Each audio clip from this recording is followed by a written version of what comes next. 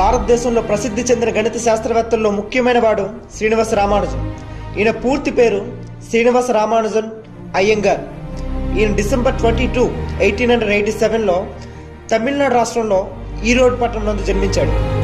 రామానుజన్ తల్లి పేరు కోమల్ టమ్మన్, తండ్రి పేరు శ్రీనివాస్ అయ్యంగార్.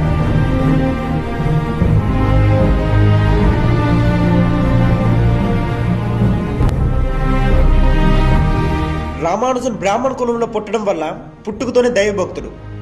అక్టోబర్ 1, 1992లో రామానుజన్ అదే ఊర్లో ఉన్న ఒక చిన్న పాఠశాలలో విద్యాభ్యాసం ప్రారంభించాడు. I couldn't sleep at night. I thought probably my career is over. రామానుజన్కు 10 ఏళ్ల వయసు వచ్చేటప్పటికే గణితంతో పరిచయం ఏర్పడింది. ఆ వయసులోనే ఎస్ఎల్లోని త్రికోణమితి రాసిన పుస్తకాలను వంట పట్టించేసుకున్నాడు. అలా 13 ఏళ్ల వయసులోనే త్రికోణమితి సిద్ధాంతాలను అవపోసన పట్టి గణిత శాస్త్రంలో ఎన్నో ఆధునిక సూత్రాలను ప్రతిపాదించాడు.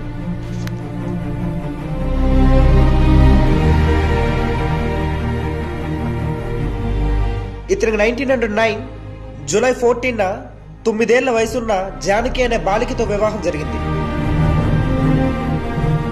తరువాత ఉద్యోగం కోసం డిప్యూటీ కలెక్టర్ అయిన రామస్వామిని కలిసి ఆఫీసులో ఒక చిన్న ఉద్యోగం కోరి తాను గణితం మీద రాసుకున్న నోటు పుస్తకాన్ని చూపించాడు.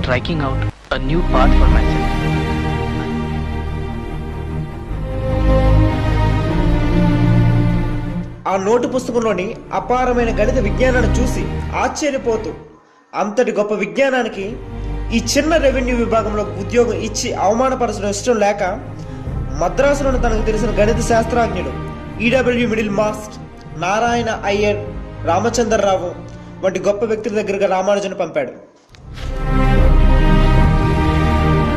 వారితో కలిసి గణిత శాస్త్రం మీద మక్కువతో విశేష పరిశోధనలు చేసి సంఖ్యాశాస్త్రం, అనంత శ్రేణి, క్రమానుగత భిన్నాల్లో అద్భుతమైన సూత్రాలను ఆవిష్కరించి విద్యార్థులకు అందించాడు. అప్పట్లో గణిత సుప్రసిద్ధులైన గాస్, ఆయిలర్, జాకోబీ వంటి మేధావులతో పోల్చదగినంత గొప్ప స్థాయికి ఎదిగాడు.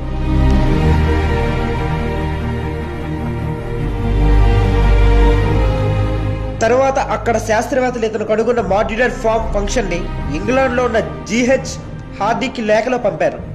ఆ అంశంపై జార్జియాలో ఎమోరీ యూనివర్సిటీలో నిపుణులు పరిశోధన చేశారు. ఇందులో ఉన్న సిద్ధాంతాన్ని గుణాంకాలతో సహా నిరూపించారు. ఫార్మ్ పద్ధతులను 2 రకాలు ఉన్నాయని, రెండిటిలోనూ సమాన విలువలు వస్తున్నాయని, 1-1 వర్గమూలాలను రామానుజన్ అలాగే కనుగొన్నాడని తెలిపారు. I couldn't sleep at night. I thought probably my career is over.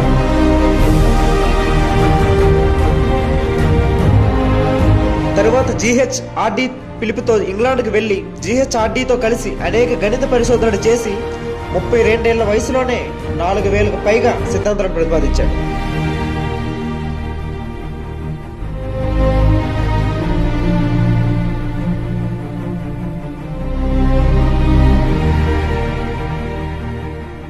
Ramanujan శాకాహారి కావడం వల్ల అక్కడ ఆహారపు అలవాట్లు నచ్చక వేలకు భోజనం తీసుకోకపోవడం వల్ల ఆరోగ్యం క్షీణించి అనారోగ్యం పాలయ్యాడు.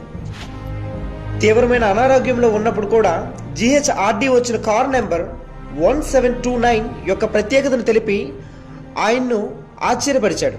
ఈ సంఘటన గణితంపై ఆయనకున్న అమితమైన అనురాగాన్ని, అంకిత భావానికి నిదర్శనం.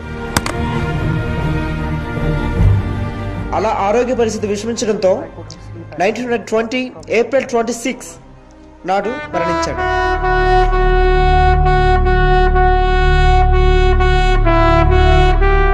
శుద్ధ గణితం నెంబర్ థియరీలోని ఇతని పరిశోధనలు స్ప్రింగ్ థియరీ, క్యాన్సర్ పరిశోధనల వంటి ఆధునిక విషయాలను కూడా ఉపయోగపడుతుంది. రామానుజన్ చివరి దశలో మ్యాక్స్ థీటా ఫంక్షన్ పై చేసిన పరిశోధనలు చాలా ప్రసిద్ధమైనవి. ఆయన ప్రతిపాదించిన కొన్ని అంశాలు ఇప్పటికీ అపరిష్కృతంగానే ఉండడం విశేషం. రామానుజన్ మరణించిన తరువాత భారత ప్రభుత్వం ఆయన చేసిన గణిత శాస్త్ర విశేష సేవలను గుర్తించి తన జన్మదిన సందర్భంగా డిసెంబర్ 22ను నేషనల్ మ్యాథమెటిక్ డేగా ప్రకటించింది.